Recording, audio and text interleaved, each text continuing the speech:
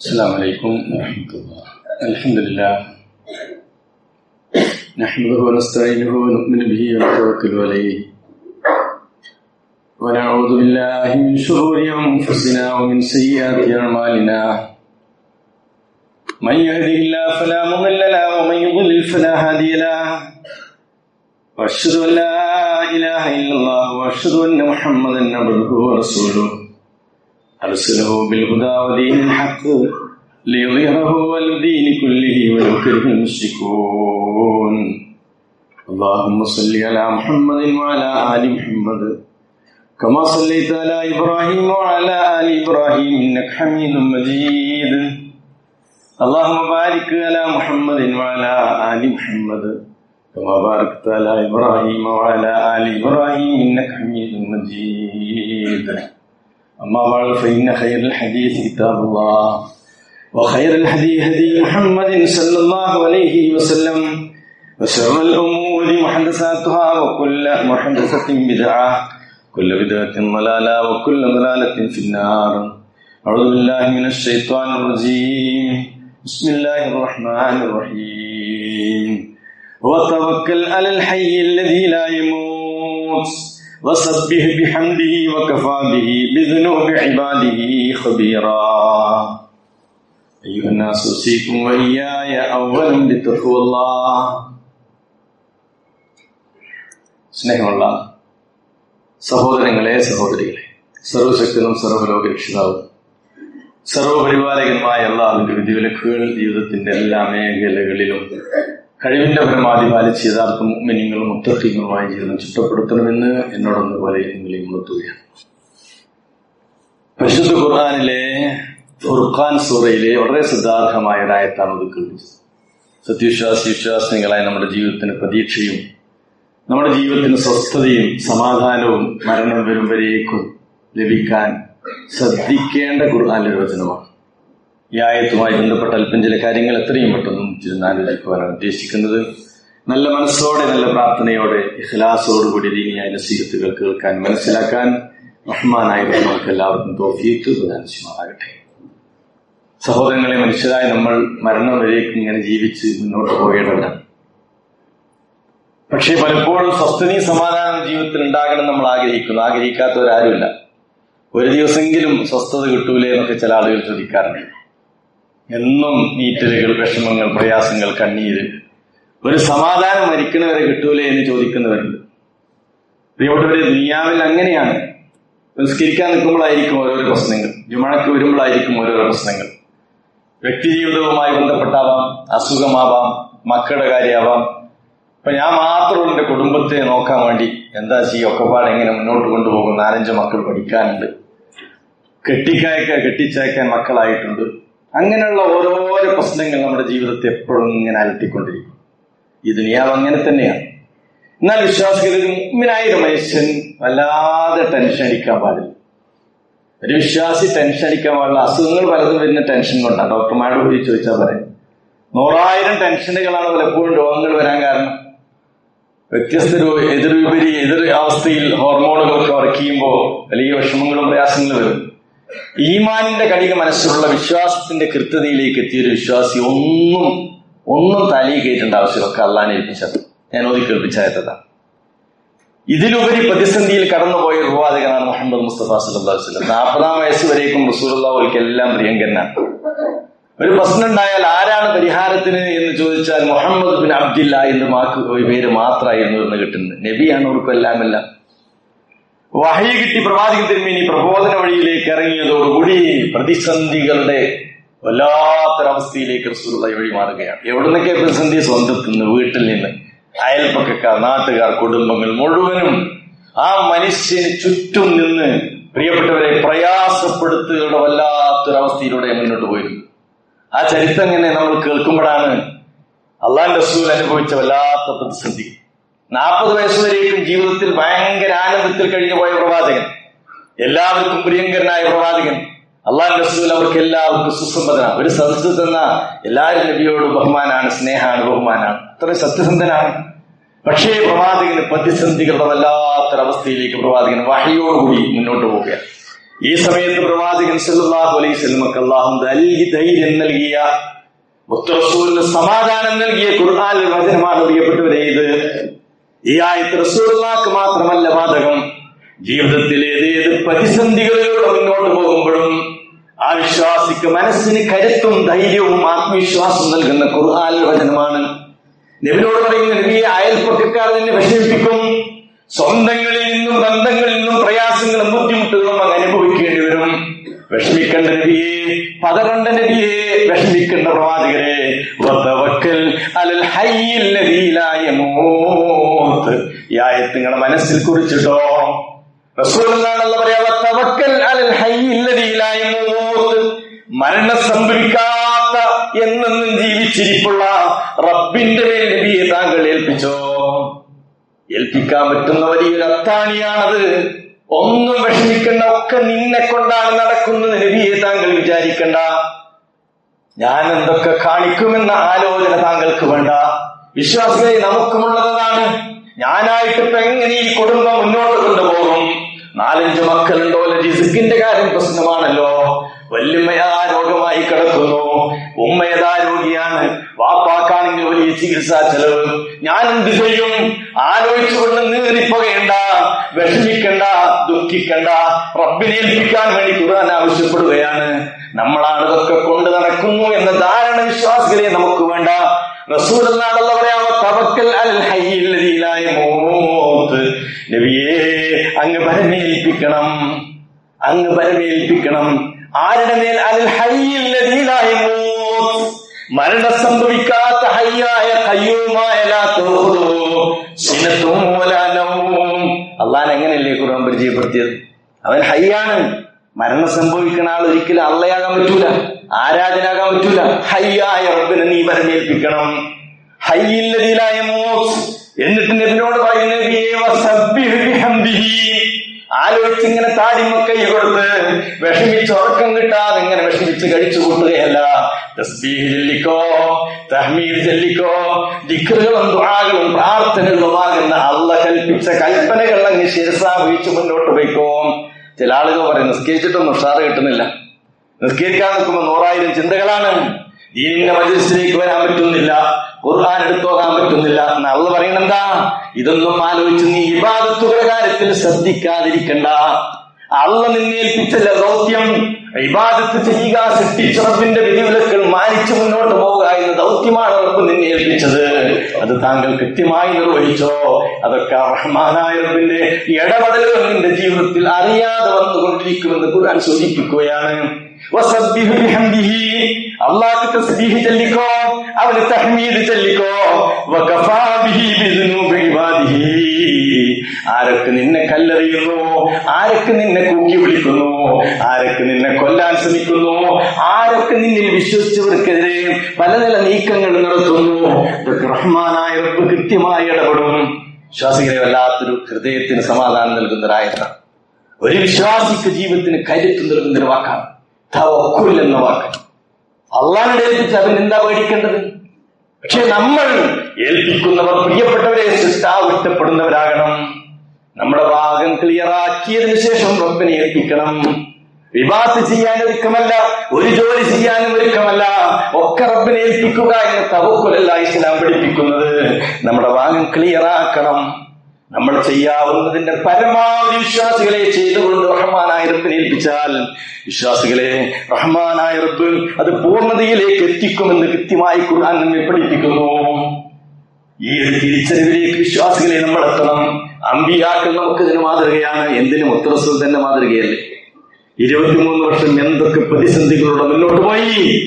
അത്യത്ഭുതകരമായ ഇടപെടലല്ലേ റഹ്മാനായ റബ്ബ് റസൂലുള്ളാഹിന്റെ ജീവിതത്തിൽ കാണിച്ചു കൊടുത്തത്. എത്രമാത്രം പ്രതിസന്ധികളിലൂടെ മുന്നോട്ട് പോയി ഖുർആനാവാദിയായ റബ്ബ് ഇടപെട്ടില്ലേ? സൗറോഹിയിരിക്കുന്നു പ്രവാചകൻ. പ്രതിസന്ധികളിലൂടെയാണ് പ്രവാചകൻ മുന്നോട്ട് പോയത്. കൊല്ലാൻ വേണ്ടി വീട് പറഞ്ഞപ്പോ റഹ്മാനായ റബ്ബിന്റെ ഇടപെടൽ കാരണം വിശ്വാസികളെ പുറത്തിറങ്ങുകയാണ്. സൗറോഹി റസൂലുള്ളാഹി പോയിരിക്കുക. അത് വെറുതെ പോയിരിക്കല്ല, അള്ളാഹുവിന്റെ തീരുമാനമായിരുന്നു. അള്ളാഹു ഇബാദത്ത് ജീവിക്കാൻ സ്വന്തം നാട്ടുകാരെ അനുവദിക്കുന്നില്ല. അള്ളാഹു സുബ്ഹാനഹു വ തആല നാട് വിട്ടോ തീരുമാനിക്കുക ആവശ്യപ്പെടുകയാണ്. 1-2 സ്ഥലത്തേക്ക് മുമ്പ് ഹിജറ പോയി. യാത്ര പോയി അവസാനം മദീനയിൽ നിന്ന് മക്കയിൽ നിന്ന് മദീനയിലേക്ക് ഹിജ്റ പോകുന്നു. വീട് വളഞ്ഞവർ പ്രവാചകൻ തിരുമേനിയെ കൊല്ലാൻ വേണ്ടി ഒന്നിച്ച് റസൂലുള്ളാഹിനെ അറ്റാക്ക് ചെയ്ത് കൊല്ലാൻ ശ്രമിച്ചവർ വിശ്വാസികളെ റഹ്മാനായ റബ്ബിന്റെ ഇടപെടൽ അവിടെ ഉണ്ടാവുകയാണ്. മിൻ ബൈനി ഐദീഹിം സദ്ദാ വമിൻ ഖൽഫിഹിം സദ്ദാ ഫഅഗ്ശൈനാഹും വഹും ലാ യുബ്സിറൂൻ. വീട് വളഞ്ഞ നബിയെ കൊല്ലാൻ കാത്തിരുന്നവർക്കിടയിലൂടെ മുത്ത് റസൂൽ ഇറങ്ങിപ്പോകുന്നു. അതാണ് ഇടപെടൽ. പ്രിയപ്പെട്ടവരെ, നബിനെ ഒന്നിച്ചത് വെട്ടി എല്ലാ ഗോത്രത്തിൽ നിന്നും കാര്യപ്പെട്ടവരൊക്കെ ഒന്നിച്ച് കൊല്ലാൻ വേണ്ടിയിട്ട് അവർക്കിടയിലൂടെ റഹ്മാനായ റബ്ബിന്റെ അത്യത്ഭുതകരമായ ഇടപെടലിലൂടെ ഇറങ്ങിപ്പോവുകയാണ്. ഇറാഖുഹയിൽ സൗറബയിൽ റസൂലുള്ളാഹി നബിയെ പ്രാപിക്കുന്നു. നേരം വെളുത്തപ്പോ അലി ഇബ്നു അബീ താലിബ് റളിയല്ലാഹു അൻഹു വിരിപ്പിൽ കാണുന്നത് രോഷാകുലരായി മുഹമ്മദിനെ പിടിച്ചേ പറ്റൂ എന്ന തീരുമാനത്തിലേക്ക് വരുത്തുകയും പിടിച്ചുകൊണ്ടുവരുന്നത് 100 ഒട്ടകം ഇനാം പ്രഖ്യാപിക്കുന്നു. വിശ്വാസികളെ അബൂബക്കർ റളിയല്ലാഹു അൻഹു റസൂലുള്ളാഹി സൗദിലിരിക്കുമ്പോ ശത്രുക്കൾ അതുവഴിയൂടി ആ വഴിയിലൂടെ ഓടി പോകുന്നുണ്ട്. സിദ്ദീഖ് അക്ബർ റളിയല്ലാഹു അൻഹു കരഞ്ഞുകൊണ്ടിരിക്കുന്നു. നബിയേ ലൗ നദറൂ തഹത ഖദാമിഹിം, അവർ കാലിനടിയിലേക്ക് നോക്കിയിട്ടാണ് ഓടുന്നതെങ്കിൽ നബിയേ അവർ നമ്മെ കാണില്ലേ, അങ്ങേ പിടിച്ചുകൊണ്ടുപോയി അവർ കൊലപ്പെടുത്തില്ലേ. വിശ്വാസികളെ മുത്ത് റസൂലിനുള്ള മഹബത്താണ് അബൂബക്കർ റളിയല്ലാഹു അൻഹു കരയുന്നത്. നബിയെ അവർ കാലിനടിയിലൂടെ നോക്കിയിട്ടാ ഓടുന്നതെങ്കിൽ അങ്ങേ പിടിച്ചുകൊണ്ടുപോയി കൊലപ്പെടുത്തില്ല നബിയെ. ആ സമയത്ത് മഹാനായ പ്രവാചകൻ തിരുമേനി പറഞ്ഞൊരു വാക്കിന്റെ മുഅ്മിനീങ്ങളെ ഹൃദയത്തിൽ സൂക്ഷിച്ചോ. റസൂലുള്ളാഹി പറയുന്നു, അബൂബക്കർ നമ്മെ പറ്റി നീ എന്ത് വിചാരിക്കുന്നു? അബൂബക്കർ നമ്മെ പറ്റി എന്ത് വിചാരിക്കുന്നു? എത്ര കാലമായി ഖുത്ബ കേൾക്കാൻ തുടങ്ങിയിട്ട്, എത്ര കാലമായി ദീനിയായ നസീഹത്തുകൾ കേൾക്കാൻ തുടങ്ങിയിട്ട് നമ്മുടെ സിദ്ധാവിനെ പറ്റി ഇത്തരം ഒരു ഹൃദയത്തിന്റെ ആ ഒരു ഉയർച്ചയിലേക്ക് നമ്മുടെ മനസ്സ് ഉയർന്നിട്ടുണ്ടോ എന്ന് ആലോചിക്കും. നബി പറയണേ, മാ വന്നുക്കയാ അബൂബക്കർ ബിസ്നി, നമ്മളെ രണ്ടാളെ പറ്റി എന്താ അബൂബക്കറെ നിന്റെ വിചാരം? അല്ലാഹു സാലിസുഹുമാ, മൂന്നാമതൊരുവനായ റബ്ബുള്ള നമ്മുടെ കാര്യത്തിൽ എന്തിന് നബിയെ താങ്കൾ വിഷമിക്കണം, അബൂബക്കറെ താങ്കൾ വിഷമിക്കണം? അല്ലാഹ് ഇടപെട്ടില്ല. പ്രിയപ്പെട്ടവരെ, അല്ലാഹ് മൂന്നാമതായി നമ്മുടെ കൂടല്ലേ, പിന്നെ എന്തിനാ പേടിക്കേണ്ടത്? ഖുർആൻ ആയത്തിറങ്ങിയില്ലേ, ഇല്ലാൻ തൻസുറൂ, നിങ്ങൾ നബിയെ സഹായിക്കുന്നില്ലെങ്കിൽ ഞാൻ നബിയെ സഹായിക്കും. അല്ലാഹ് പറയാ, ഇദാ ഖറജല്ലദീന കഫറൂ സാനിയസ്നൈൻ, സത്യനിഷേധികൾ അവരെ വീട്ടിൽ നിന്ന് പുറത്താക്കിയപ്പോ ഇദ്ഹുമാ ഫിൽ ഗാർ, അവർ രണ്ടുപേരും ഹിറാസ് സൗർ ഗുഹയിലാണ്. ഗാർ എന്ന് പറഞ്ഞ സൗർ ഗുഹയാണ്. ആ സമയത്ത് റസൂൽ പറയല്ല, തഹ്സൻ, ദുഃഖിക്കണ്ടോ, ഇന്നല്ലാഹ മഅനാ, അല്ലാഹ് നമ്മുടെ കൂടെ. ഞാൻ പറയട്ടെ പ്രിയപ്പെട്ടവരെ, ഇത് ഇസ്ലാം നമുക്ക് നൽകുന്ന കൃത്യമായ പാഠമാണ്. നമ്മുടെ ജീവിതത്തിൽ വിഷമങ്ങളില്ലേ, പ്രയാസങ്ങളില്ലേ, ബുദ്ധിമുട്ടുകളില്ലേ, അല്ലാഹ് ഇടപെടുമെന്ന വിശ്വാസവും ഒരു ശുഭാപ്തി വിശ്വാസവും നമുക്കുണ്ടോ? ഉണ്ടാകണം പ്രിയപ്പെട്ടവരെ. തവക്കുൽ എന്നതിന്റെ കൃത്യമായ വിധാനത്തിലേക്ക് നമ്മൾ ഉയർന്നാൽ ഒരു ടെൻഷനും ജീവിതത്തിൽ ഉണ്ടാവില്ല, ഒരു വിഷമം ഉണ്ടാവില്ല. ഒക്കെപ്പാടെന്ന് വന്നാൽ എന്താ പഠിക്കുന്നത്? റബ്ബിന്റെ തീരുമാനമാണ്. വല്ലാത്തൊരു വചനമാണ്.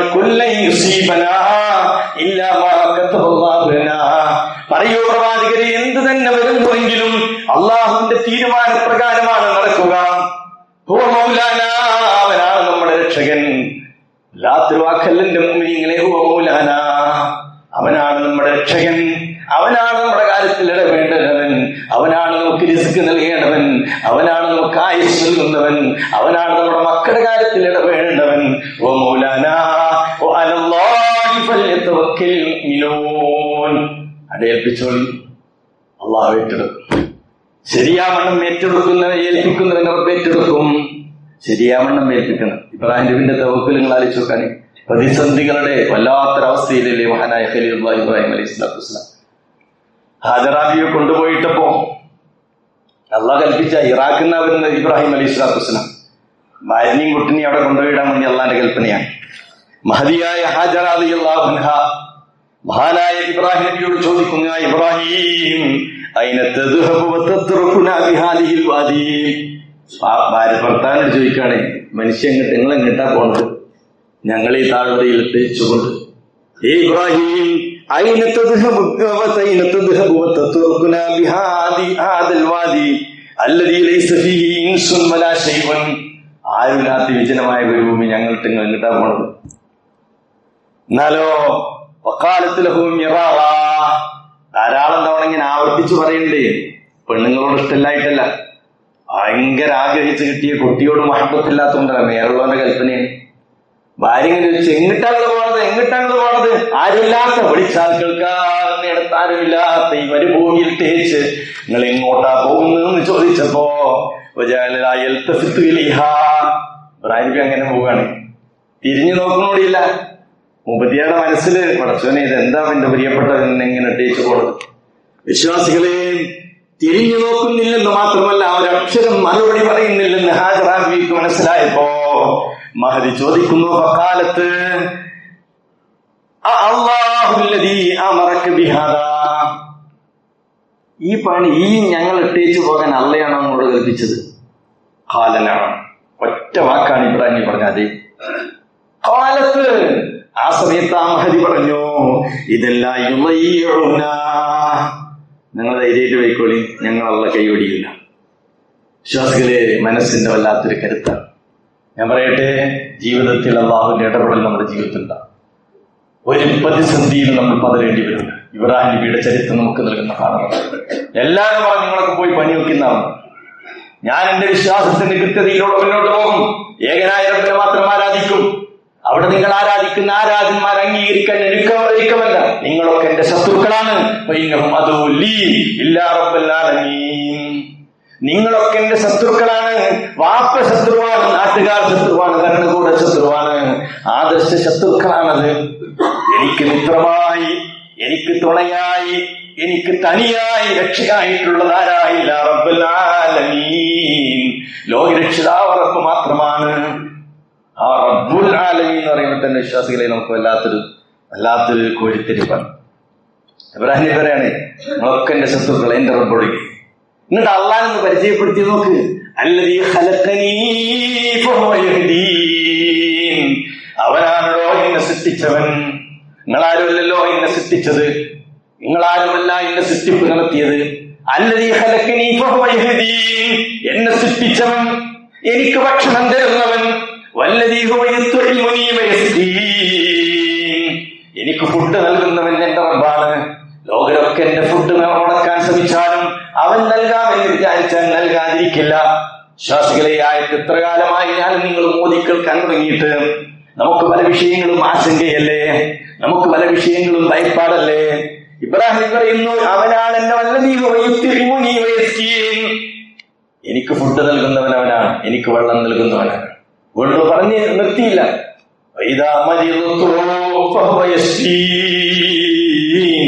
എനിക്ക് രോഗം തന്നാൽ അത് ശിഫായിനെ പ്രദാനം ചെയ്യുന്നു എന്റെ റബ്ബാണ്.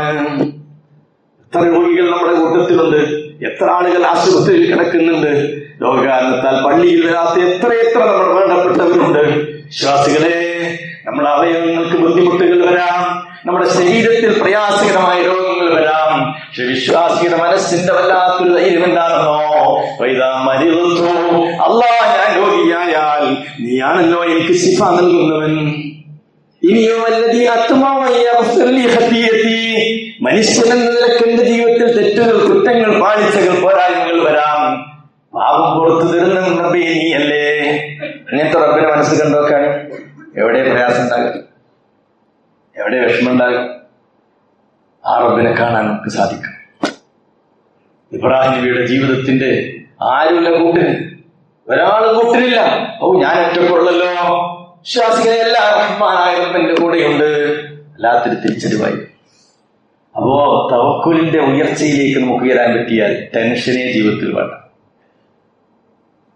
അള്ളാഹിന്റെ ഒരു കാവല് നമ്മുടെ ജീവിതത്തിൽ ഉണ്ടാവും. പിന്നെ ഉപജീവനം പ്രിയപ്പെട്ടവരെ തരും. ആകെയുള്ള പ്രശ്നം എന്താണെന്നോ, നമ്മൾ റിസ്ക്കാണ് പ്രശ്നം. റിസ്ക്കിന് വേണ്ടി നമ്മൾ പണിയെടുക്കണം. മടിയന്മാരായിട്ട് വരി കുത്തിരിക്കല്ല, നേരം എടുത്തിട്ട് ഇറങ്ങണം. പ്രഭാതത്തിൽ റസൂലുള്ളാഹി റിസ്ക് തേടി ഇറങ്ങണമെന്നാണ്. റസൂലുള്ളാഹിന്റെ ഉമ്മത്തിന് ബറക്കത്തിന് വേണ്ടി പ്രാർത്ഥിച്ച് പ്രഭാതത്തിലാണ്. റിസ്ക് തേടി ഇറങ്ങണം എന്ന നേരം വെക്കുമ്പോൾ എന്നിട്ട് അന്വേഷിച്ചിറങ്ങണം. എന്നിട്ട് അള്ളാഹു തവക്കുലേൽപ്പിക്കണം. അപ്പൊ അള്ളാഹ് റിസ്ക് തരും. അള്ളാഹു റിസ്ക് തരും. ലൗ അന്നക്കും തതവക്കലൂന അലല്ലാഹ്, മഹാനായ റസൂലുള്ളാഹി പറയുന്നു, യഥാവിധി റഹ്മാനായ റബ്ബിനെ നിങ്ങൾ ഏൽപ്പിച്ചാൽ, രണ്ട് രൂപത്തിൽ അള്ളാഹിനെ ഏൽപ്പിച്ചാൽ, പക്ഷിപറവകൾക്ക് ഫുഡ് നൽകുന്നത് പോലെ നിങ്ങൾക്കും അള്ളാഹ് ഫുഡ് നൽകുമെന്നാണ്. വല്ലാത്തൊരു വാക്കല്ലേ അറിയുന്നവരെ. മക്കൾ ദാരിദ്ര്യം ഭയന്നുകൊണ്ട് കൊന്നിരുന്നു പ്രവാചകന്റെ പ്രബോധിത കാലയളവിൽ. ജാഹിലിയത്തിൽ പെൺകുട്ടികളെ കൊലപ്പെടുത്തിയിരുന്നു. ആ സമയത്ത് ഖുർആൻ പറയണോ, ഒരു 10 മക്കളുടെ ആൾക്കുണ്ട്, വാപ്പാന്റെ വിചാരം ഞാനാണ് അവർക്കൊക്കെ റിസ്ക് കൊടുക്കണെന്ന. വാപ്പൊരു സബബ് മാത്രം. ഖുർആൻ ആയത്തിറങ്ങി, ദാരിദ്ര്യം ഭയന്നുകൊണ്ട് നിങ്ങളുടെ കുഞ്ഞുമക്കളെ കൊല്ലല്ല, അവർക്കും ഫുഡ് നൽകണ നാമാണ്, നിങ്ങൾക്കും ഫുഡ് നൽകുന്ന നാമാണ്. കൊലപ്പെടുത്തൽ വലിയ ഗുരുതരമാണ് കൂട്ടരെ, അരുതെന്ന് പറഞ്ഞു ഇസ്ലാം. അപ്പൊ നമ്മുടെ കുടുംബത്തിന്റെ നെടുന്തൂണുകളായ നമ്മളൊക്കെ ഇങ്ങനെ വിചാരിക്കാം നമ്മളെ കൊണ്ടാണ് കുടുംബമൊക്കെ മുന്നോട്ട് പോകുന്നത്. നമ്മളൊരു കാരണമാണ് പ്രിയപ്പെട്ടവര്. അള്ളയാണ് റാസിക്ക്, അവനാണ് റിസ്ക് നൽകുന്നവൻ. അവനെ പറയുന്നു, ഒരു കുട്ടിക്കല്ല റൂഹ് നൽകിയെങ്കിൽ. അതുകൊണ്ടാണല്ലോ ഭ്രൂണഹത്യ ഇന്ന് നമ്മുടെ സമൂഹത്തിൽ ധാരാളമുണ്ട്. പ്രിയപ്പെട്ടവരെ, പരലോകത്തവർ പ്രയാസപ്പെടും, ഒരു സംശയമല്ല. ആഖിറത്തിൽ അവർ ബുദ്ധിമുട്ടും. ജീവിക്കാൻ അനുവദിക്കാതെ ഒരു കുഞ്ഞിനെ കൊലപ്പെടുത്തിയ വാപ്പാന്റെയും ഉമ്മാന്റെയും മുന്നിലേക്ക് ഈ കുഞ്ഞ് ജീവൻ നൽകി കടന്നു വരും. എന്നിട്ട് അള്ളാഹുവിന്റെ മുന്നിൽ ഹിസാബ് എങ്ങനെയാണോ? സോയിൽ ഹിസാബാണത്. പാരോട് ചോദിക്കും, നിങ്ങൾ എന്തിനാണ് ജീവിക്കാൻ അനുവദിക്കാതിരുന്നത്? വല്ലാത്തൊരു ചോദ്യമാണ്. അള്ളാഹു നമ്മെ കാത്തുരക്ഷിക്കുമാറാകട്ടെ. അപ്പൊ ഉപജീവനത്തിന്റെ കാര്യത്തിൽ ടെൻഷൻ വേണ്ട പ്രിയപ്പെട്ടവരെ. പക്ഷിപ്പറവുകളിലെ എത്ര കോടി പക്ഷിപ്പറവുകൾ ഈ ലോകത്തുണ്ട്. നമ്മൾ തിന്നാൻ കൊടുക്കുന്നത് ആരാണുള്ളത്? പക്ഷികൾ, മറ്റുള്ള ഇതര ജീവജാലങ്ങൾ. നമ്മൾ ഫുഡ് കൊടുക്കുന്ന എന്താ? 1000 വീടുകൾക്കിടയിൽ ഒരു പശു ഉണ്ടാവും, അല്ലെങ്കിൽ 4-5 ആളുകൾ ഉണ്ടാവും. അതൊക്കെ നമ്മളായി വളർത്തുന്ന. ബാക്കിയുള്ളതൊക്കെ ഭൂമിയിലൂടെ വളരാണ്. ആരാ ഫുഡ് നൽകുന്നവൻ? റസൂലുള്ളാഹി പറയുന്നു, അതിന്റെ റാസിക്കാരാ റഹ്മാനായ റബ്ബാണ്. അതുപോലെ പക്ഷിപ്പറവുകൾക്ക് ഫുഡ് നൽകുന്നത് പോലെ നിങ്ങൾക്കും അള്ള ഫുഡ് നൽകും. വയറൊട്ടിയാൽ പക്ഷിപ്പറവുകൾ പുറത്തു പോകുന്നു, വയർ നിറച്ചവർ വീട്ടിലേക്ക് തിരികെ വരുന്നു. എവിടെങ്കിലും കിട്ടുമെന്ന പ്രതീക്ഷയല്ല, ധൈര്യമായിട്ട് ഇറങ്ങാൻ. അള്ളയാണ് റാസിക്ക്. നമ്മൾ പ്രാർത്ഥിക്കുന്നത്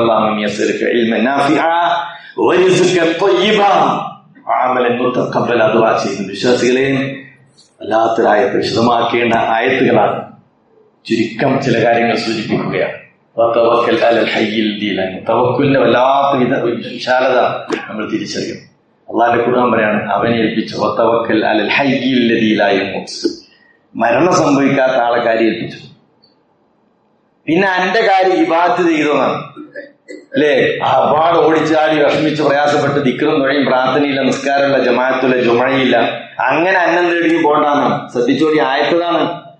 എനിക്ക് അവർക്കൊന്നും വരാൻ സമയമില്ല, എനിക്ക് തിരക്കാണ്, എനിക്ക് അതുണ്ട് ഇതുണ്ടെന്ന് പറഞ്ഞ് അള്ളാഹ്ക്ക് ചെയ്യേണ്ട ഇബാദത്തുകൾ നിങ്ങൾ ആലസ്യം കാണിക്കാതെ അത് കൃത്യമായിട്ട് ചെയ്ത് ഒരു വഴിക്ക് ചെയ്ത് മുന്നോട്ട് പോകുമ്പോൾ അള്ളാഹു നിനക്ക് റിസ്ക് നൽകും. നിന്റെ കുടുംബത്തിന്റെ കാര്യത്തിൽ ഇടപെടും, എവിടെയും ഇടപെടും. വിശ്വാസികളെ, യഥാവിധി തവക്കുൽ ഏൽപ്പിക്കുന്ന മുഅ്മിനീങ്ങളിൽ, മുത്തഖീങ്ങളിൽ, മുഖ്ലിസീങ്ങളിൽ അള്ളാഹു നേരത്തെയും ഉൾപ്പെടുത്തുമാറാകട്ടെ.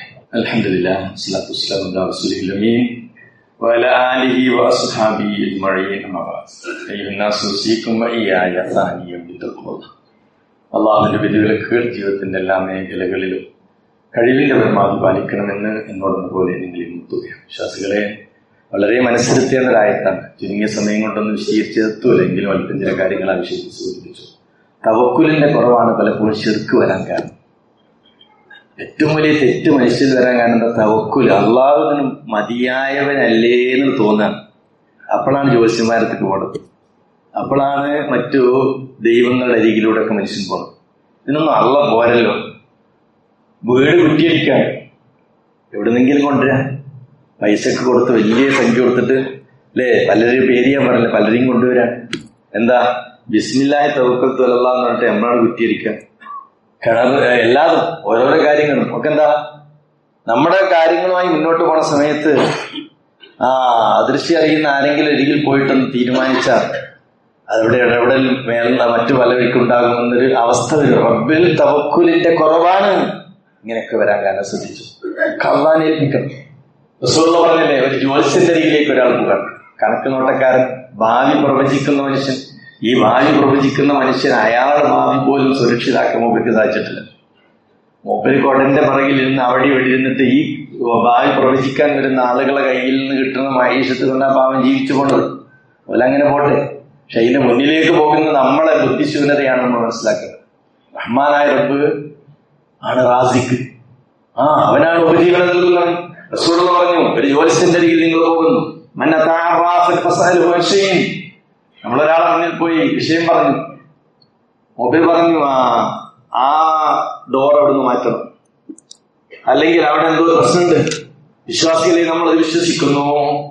നമ്മളങ്ങനെ മുന്നോട്ട് പോയാൽ മഹാനായ റസൂലുള്ള പഠിപ്പിക്കുന്നു ഇസ്ലാം ദീനിന് പുറത്താണ്.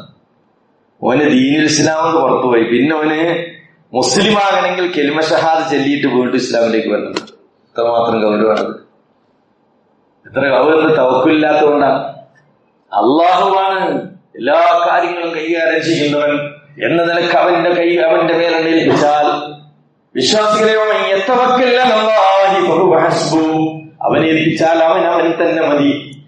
നമുക്കൊരു കാര്യം ലക്ഷ്യപ്രാപ്തിയിലേക്ക് എത്തിക്കാൻ സാധ്യമല്ല. എല്ലാം അല്ലാഹു ഉദ്ദേശിക്കുന്നിടത്തേക്ക് എത്തിക്കും. ഫിനിഷിംഗിലേക്ക് എത്തിക്കാൻ നമുക്ക് പറ്റൂല. എത്തിക്കാൻ കഴിയുള്ളവൻ അള്ളയാണ്. അതാണ് ബാലിഹും. ഒരാൾ എത്തിക്കും.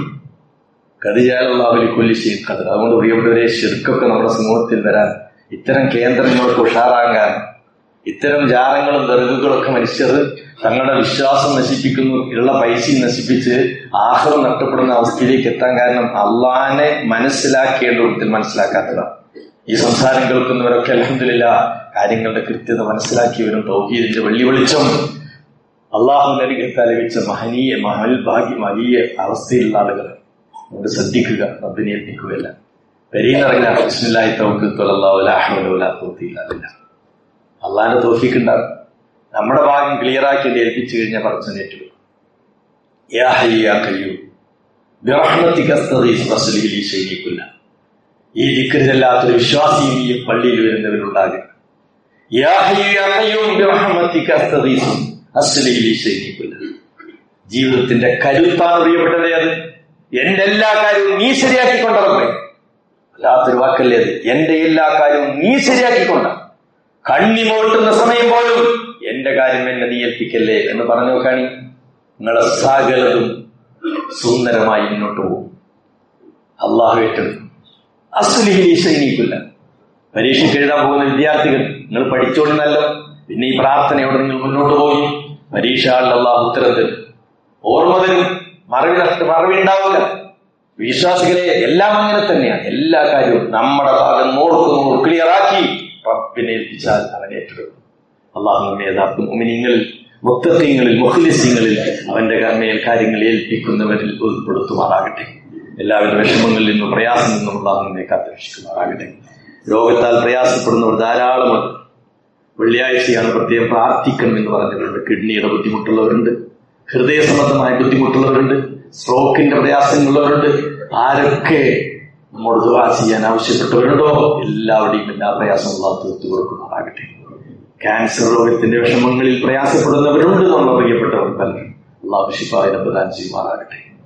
അത്തരം രോഗങ്ങളിൽ നിന്നും അല്ലാഹു നമ്മെയും നമ്മുടെ കുടുംബങ്ങളെയും മാതാപിതാക്കളെയും അല്ലാഹു കാത്തുരക്ഷിക്കുമാറാകട്ടെ.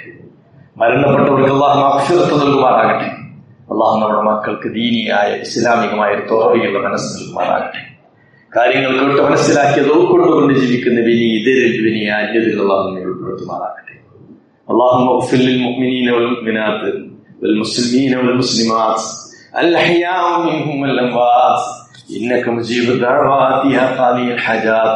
اللهم ربنا آتنا في الدنيا حسنة وفي الآخرة حسنة وقنا عذاب النار. اللهم صل وسلم وبارك على نبينا محمد وعلى آله وأصحابه أجمعين. وآخر دعوانا الحمد لله.